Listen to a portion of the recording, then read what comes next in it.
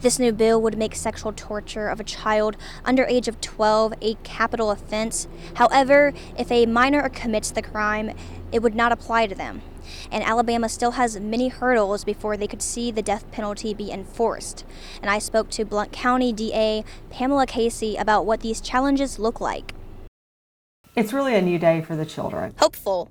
Blount County District Attorney Pamela Casey reacts to the passage of the bill. Just in this last year alone, I've had 2 people who would have qualified to be charged under the bill. But Casey says even with the law in place, it could still take years before anyone is actually sentenced to death.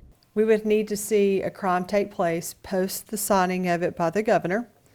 We would need to have a victim disclose. We would need to have it charged correctly.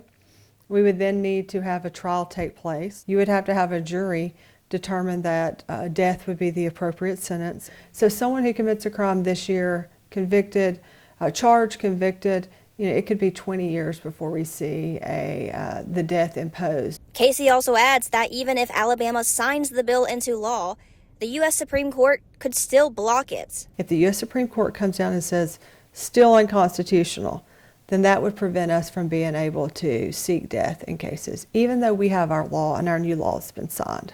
Alabama Representative Matt Simpson says having multiple states pass similar legislation could strengthen the case if it's challenged in court. At some point it has to be challenged. That's the way it gets brought up to go to the next level. It has to be challenged through either a sentence or through a brief of some sort, a challenge of what the charges is to go through there. So it's got to have that ball start rolling. The bill now heads to Governor Kay Ivey's desk to be signed into the law.